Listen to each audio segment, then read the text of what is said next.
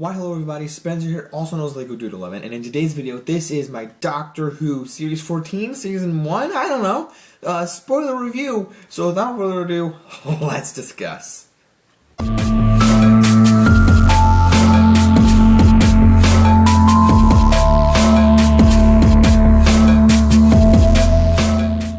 Alright guys, so as I just said, this is a spoiler review for the latest season that just wrapped up for Doctor Who, and now I have no idea, don't even get me started on what this is, because it's a reboot slash continuation of Doctor Who. Not entirely sure. I think Russell T Davies is back from doing those 60th anniversary specials, and where David Tennant regenerated, or regenerated into Ncuti Gatwa. So I like him as the Doctor. I think he's great. I mentioned it in my Church on Ruby Road review, and those review and the 60th anniversary stuff. So this season's great. I love the score by Murray Gold. It's back. He's as great as ever. I love Murray Gold, the composer. But I'm not sure as to why they need to say season 1 when it's just season 14 coming off of the other previous seasons. So don't know that. The story is still unique and crazy as ever. And what I love about this season is, there's some weird stuff in a couple of the episodes, like racist things for the Doctor, but one of the things, there's a drag queen who plays the Harbinger, who is Maestro in episode 2, The Devil's Cord, and I really like the villain. And people are going like, oh, it's the replacement for the Master. I don't think that is. I think that's fake. I think it's significant to, the Maestro was significant to the story of the season, and I liked it. I didn't have an issue with it being a drag person, but I also didn't think that the message was put out there. And other people said it was like, oh, well, they said they, them. Yes, they did, but it also really, it stood out, but it didn't stand out as much as it did in the Acolyte, so that's something I'm going to get into in my Acolyte review, which is it's atrocious. Anyway, it's atrocious, absolutely atrocious. But the story is still unique and crazy. I think the first introductory episode, not the Church on Ruby Road, but the introductory episode, the first one, which was Space Babies, was more or less cute than really, oh my gosh, I can't wait to see what happens. Like, I couldn't wait to see what happens, because Doctor Who is one of my, other than Rick and Morty here, one of my favorite shows ever.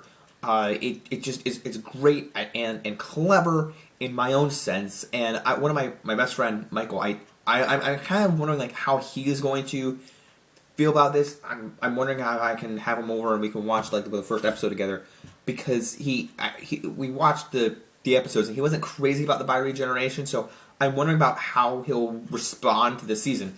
But other than that, I still really like it. I like the creatures and whatnot. I think Fine Time, the Fine Time episode with those creatures and the whole dot and bubble thing, that was one of my favorite things. The episode 73 Yards was crazy bonkers, and it didn't have the intro in it, but it was crazy bonkers, and I loved how unique of a horror style it was, and the different, like, the editing styles, and I really thought that by the end of it, it was crazy wibbly wobbliness, and I'm like, wait, this doesn't make sense.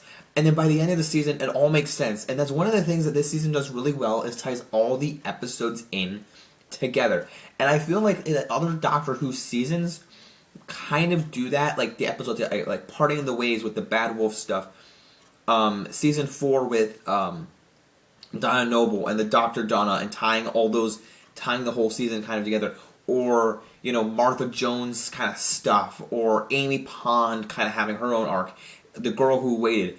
That all sort of stuff, right? They all kind of have their arcs, but it just feels like that what they did with this season and Ruby, like connecting like certain moments in time, and then the woman who we thought was his granddaughter, but then it turned out to be Sutekh, which is the villain boss from like the classic era of Doctor Who.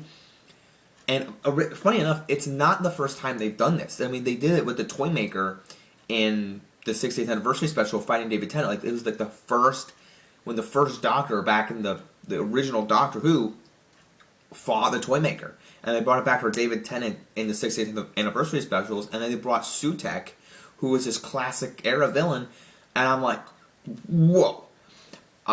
It was great. It was nuts. They did this, and it's this 2-part finale, the to be continued thing, and I was like, man, like the Ruby arc, like where everything snows and this woman is in every episode since the 60th anniversary special, the Christmas special, then episode 1, 2, 3, 4, 5, 6, 7, up till the last one. It was like crazy tie-ins. And not only that, like I just love how they reference everything. And not only that, but what we got in the last episode, the actual finale of the show, of this season, not the show, but the season, where they're trying to figure out ways, and by the way, not Melanie Gibson, that's the actress name who plays Ruby. Melanie, who is the classic era from Tom Baker, companion's back in this episode, and Kate's back, the whole unit organization. She's back, and they're trying to figure out ways to take down Sutekh, because Sutekh is like doing like the Thanos snap, dusting everyone. And it's like there's this great reference of 73 Yards episode where they're like 73 yards. It's 73 yards because she doesn't remember anything from that episode because she's like, I've been to Wales 3 times. Must have been right now because it was her older. It was the most craziest episode, and it just kind of all made sense. Like she doesn't remember anything, and I thought the episode was great. I thought the reference from 73 yards really made sense, and it just everything was pieced together nicely. And Sutekh, getting taken down in the time vortex was great. That they just took a rope and used the whistle. I think the whistle was from the second Doctor, if I'm not mistaken. And the second Doctor used a whistle. But this season did not disappoint me. And they took Sutekh down in the vortex, as I just said, and he's gone. And they shut the door, and then he's cut off and is destroying the time vortex. But this season had a very emotional ending for me, where, in general, it was emotional because they are trying to figure out who Ruby Sunday's mom is throughout like her arc, and they're like, who's her mom? Who's the mom? Who's the mom who dropped her off at the church on Ruby Road? So basically, the mom named her because she's pointing at a lamppost. But that's a question like, did she really point at the lamppost? Did she point at the Doctor? What was she pointing at? Is that really resolved? We don't know. So she points at the sign, the name Ruby Sunday, and then they travel to where the mom is sitting at the coffee shop, and Ruby goes and meets her, and my name's Ruby. And they call her name out because she's getting coffee. It's like, my name's Ruby. And oh, by the way, there's a whole bunch of great Doctor Who tie-ins. Like there's Susan was from Susan Triad, whose anagram name was TARDIS. There was a bunch of tie-ins there, like Tom Baker, from the Tom Baker era. There's a whole bunch of, like I said, the season 2 Doctor Who whistle, the second Doctor whistle, and then was like a Tom Baker scarf and a whole bunch, like this TARDIS that remembered everything from different eras of Doctor Who. So that was really cool.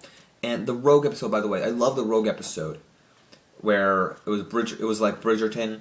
It had like these shapeshifter shoulder things, like bird-looking things. That was a really cool episode. I really liked it. And the guy from King Richard in Hamilton was in that episode where they kissed the Doctor. And that was one thing I didn't really personally mind, but it really, I thought it was a really cool moment for Doctor Who. But anyway, moving on, where the emotional ending where she meets the mom and she's getting coffee and she's like, they call out Ruby, and she's like, yeah, I was left on a church on a road and my mom left me, and I want to meet you. So they were crying, they hugged each other, and they were there.